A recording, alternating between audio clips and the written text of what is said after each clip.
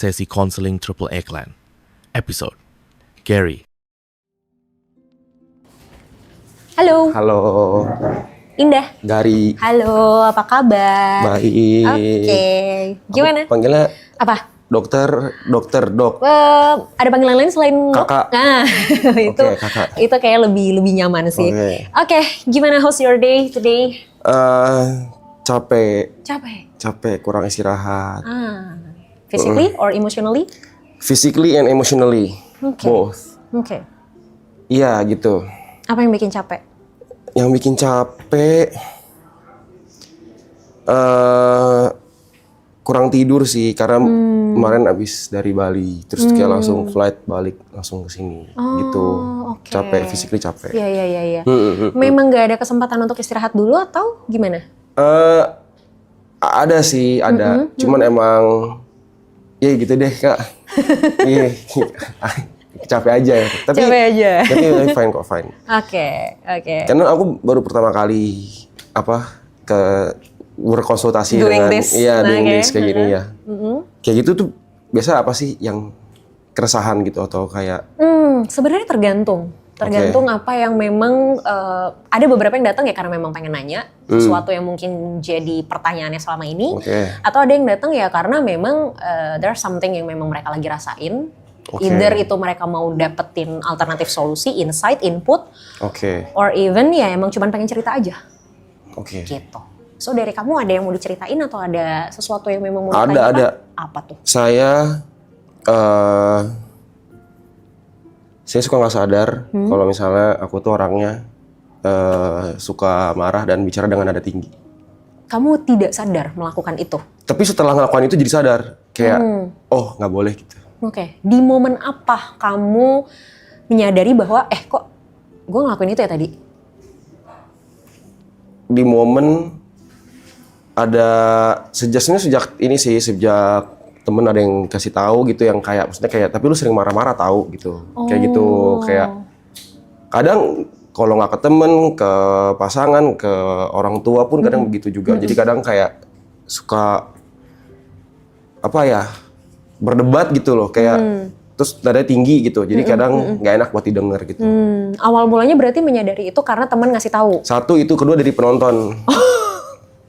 Apa emang penonton bilang apa? Nada ger gitu.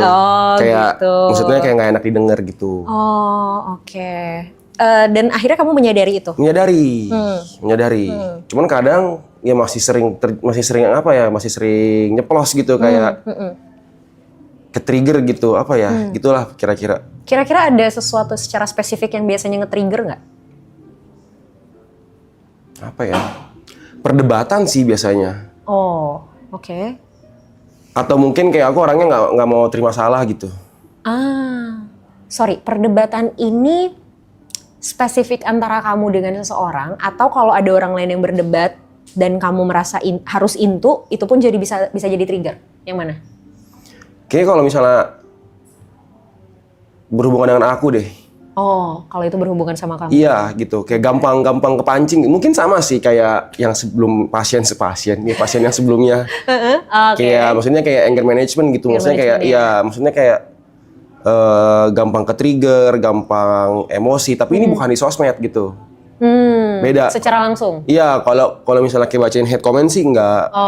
Kayak komen-komen negatif itu aku nggak peduli. Iya, ini lebih ke interaksi secara langsung. Lebih ke interaksi secara langsung gitu loh. Kayak misalnya kayak apa sih gitu, kayak jadi kayak maksudnya kayak nggak harus disampaikan dengan emosi gitu, nggak perlu dengan nada tinggi, sebenarnya bisa dengan nada yang baik aja orang juga ngerti sebenarnya gitu loh.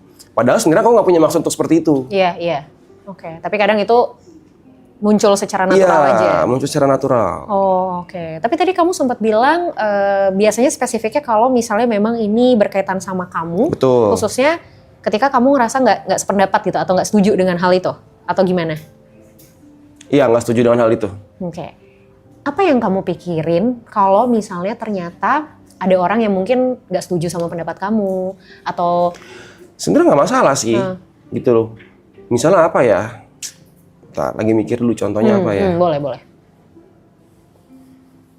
Kayak misalnya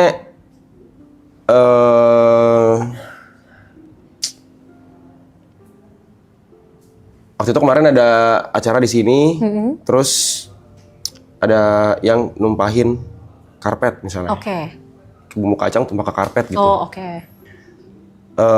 Memang nggak sengaja tuh, ya kan. Cuman karena aku orangnya suka bersih gitu, jadi kayak yaudah tuh aku langsung bersihin, Tapi pas aku lagi bersihin, tiba-tiba ada yang nyuruh ke belakang, gitu. Padahal aku lagi ngebersihin nih karpetnya nih, dan aku nggak mau dibersihin sama orang lain karena orang lain nggak ngerti cara ngebersihinnya. Oke. Kayak gitu. Jadi aku lagi ngebersihin nih. Terus karena aku lagi ngebersihin, aku kesel nih lagi ngebersihin. Terus ada yang manggil ke belakang, "Ger, ayo ke belakang, ayo." Nah, situ aku Kesel. duar gitu, kayak gitu. Padahal bisa aja sebenarnya cuma ngomong kayak, "Bentar ya, lagi bersihin, bentar abis bersihin cabut ke belakang." Misalnya bisa aja kayak gitu. Cuman gara-gara kayak gitu jadi emosi kayak gitu. Kayak jadi nada tinggi gitu. Iya. Oke. Terus setelah akhirnya kamu nggak sengaja mengeluarkan nada tinggi itu, yang kamu lakuin apa abis itu? Mungkin orang yang ngajak ke belakang jadi kayak oke, marah nih gitu. Aku jadi lebih ke mencairkan suasana aja sih. Jadi menganggap itu kayak lebih kayak biasa aja gitu. Jadi nggak lagi marah loh gitu. Ini bukan lagi marah loh gitu. Untungnya kamu menyadari after itu bahwa kayak kayaknya harusnya tadi nggak perlu kayak gitu. Iya, betul. Ya, untungnya emang proses menyadarinya tuh cepet gitu loh, nggak terlalu lama. Ya. Oke. Gary, sorry kalau boleh tahu kamu di keluarga anak keberapa? Kedua. Anak kedua. Punya adik? Kakak satu. Kakak satu. Oke. Ini kalau nyaman ya, kalau tidak nyaman untuk menjawab nggak usah. Hubungan di keluarga seperti apa? Baik. Tinggal serumah. Cuman karena di sini aja jadi pindah ke sini gitu. Masih tinggal serumah keluarga. Boleh mendefinisikan lebih luas nggak baiknya itu seperti apa? Kalau ada yang ulang tahun makan bareng, terus setiap pagi pasti sarapan bareng. Karena di sini aja enggak ya gitu. Karena kan masih tinggal di rumah, pasti tiap hari makan bareng. Karena kan aku juga cenderung kerja di rumah. Orang tua juga dua-duanya kerja di rumah. Jadi dekat sebenarnya sama orang tua, gitu kayak sering ngobrol, sering apa gitu. Tapi gitu yang namanya dalam rumah. Pasti kan ada tuh perdebatan gitu ya dalam rumah gitu kan, misalnya apa gitu loh, pasti ada aja lah, mau hal-hal kecil lah, misalnya cuman kayak piring kotor nggak ditaruh di balik di meja di tempat cucian kayak gitu kan, hal-hal yang bisa terjadi di rumah gitu. Betul. Nah, sorry aku potong. Kalau ada perdebatan kayak gitu di rumah, apa yang terjadi? Kalau udah sampai berdebat biasanya adalah aku pasti berdebat tuh. Aku pasti ikutan. Tapi aku lama-lama akhirnya aku kayak sadar aku untuk lebih diem aja. Aku bakal nyautin dulu tuh. Aku bakal nyautin dulu. Terus biasa sama mama sih. Bisa sama mama. Kalau papa pasti diem gitu. Sorry, papa berarti lebih diem? Dia kalau debat tidak menanggapi. Dia menanggapi dengan diem. Dia nggak ngomong gitu. Nah dari situ aku juga berpikir kayak, berarti kalau misalnya begini nih untuk menghentikan perdebatan, caranya diem. Dengan diem berarti perdebatan selesai. Kalau diladenin terus, lanjut terus, nggak ada habisnya gitu. Kalau kakak gimana? Kalau kakak nggak gimana sih, biasa aja sih. Laki-laki apa perempuan, sorry? Perempuan. Kakak perempuan. Kalau dia sebenarnya lebih asik dengan dunia diri sendiri. Kayak gitu, dia kayak ada kerjaan sendiri, lebih sering di kamar, walaupun sering di rumah juga gitu. Tapi tetap masih ngumpul gitu, masih nggak ada masalah sih. Masih sering ngejalanin rutinitas keluarga bareng-bareng masih, ya? Masih. Kayak makan bareng nih. Oke. Kamu pernah nggak, misalnya kamu lagi pengen sesuatu di keluarga kamu gitu, terus ketika kamu pengen tapi kamu belum bisa dapetin, biasanya respon kamu seperti apa? Ini dapetin ini berupa apa nih? Apapun, misalnya kamu pengen beli sesuatu. Barang atau afeksi atau... apapun, bisa barang bisa afeksi. Boleh nggak dua-duanya dijelasin? Mungkin dulu sih. Kayak waktu zaman sekolah lah, mungkin kayak 10 tahun yang lalu gitu kali ya. 10 tahun, belasan tahun yang lalu lah gitu, zaman-zaman SMP, SMA gitu lah ya. Ya mungkin gara-gara kayak misalnya ngelihat temen, misalnya kan di sekolah nih temen misalnya pakai kendaraan baru lah misalnya terus kayak ada rasa tuh pengen gitu misalnya, tapi orang tua nggak bisa ngasih. Tapi kalau sekarang sih udah nggak kayak gitu sih. Kita flashback di saat misalnya kamu pengen hal itu kayak tadi misalnya kendaraan, orang tua lagi nggak bisa ngasih. Nah, biasanya respon kamu gimana? Sadar diri sih. Sadar diri. Iya sih, nggak maksa sih. Nah, lebih tahu keadaan aja sih, kayak tahu keadaan dan bisa adaptasi aja. Kalau udah tahu kayak oh ya ini emang udah sadar kayak oh ini emang gue nggak mungkin bisa dapetin ini gitu. Kalau misalnya gue mau dapetin ya bukan dari minta dari orang tua, tapi gue dapetin sendiri gitu. Nada tinggi kamu ini terjadi juga di rumah nggak sih? Iya. Pendapat orang tua dan kakakmu gimana dengan nada tinggi kamu nih? Respon mereka gimana? Dibilangin sih, dibilangin gitu. Tapi biasanya dibilanginnya itu pas lagi momennya baik-baik aja tuh. Jadi kayak misalnya lagi makan, kayak misalnya mama bilang kayak, atau enggak kayak kakak bilang kayak, lu tuh suka marah-marah tahu, dia bilang kayak gitu. Sampai tapi kemarin kakakku bilang kayak, mungkin kayak mamaku juga sama gitu kali ya, mungkin kayak namanya ibu-ibu gitu kan mungkin ya. Tapi kayak kakakku tuh bilang kemarin ke aku, kayaknya love language lu sama deh kayak mama, dia bilang. Kayak apa tuh? Kayak marah-marah tuh love language lu dibilang gitu loh. Kayak sebenarnya kayak lu tuh marah-marah bukan karena lu emang pengen marah gitu, dia bilang kayak gitu. Cuman ya itu yang kakakku bilang ya. Misalkan dia mungkin sering melihat aku dan mama aku di rumah tuh berdebat hal-hal kecil bahkan gitu. Tapi ya kalau gitu aku lebih cenderung ya aku maksudnya di rumah aku tahu kan aku tinggal di rumah orang gitu kan, aku tetap masih lebih nurut gitu loh. Cuman kalau misalnya ada sesuatu yang aku anggap ini benar, tapi dianggap salah gitu, aku akan mempertahankan itu sebenarnya kayak gitu. Nggak bisa, ini harus begini gitu. I see.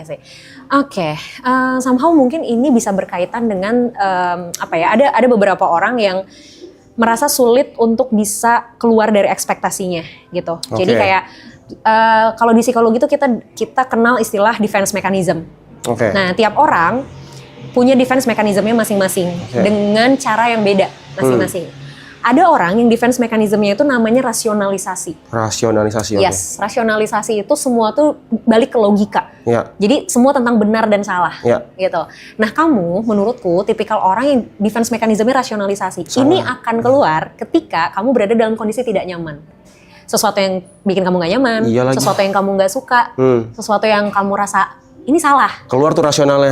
Rasionalisasinya. Nah, rasionalisasi kamu keluar ini sehingga ketika ada orang yang menentang rasionalisasi kamu ini, responmu adalah tadi, impulsivitas secara emosional. No, enggak, gue gak suka, gak boleh, teriak salah satu bentuknya. Nah, defense mechanism ini adalah hal yang kita gak bisa ilangin.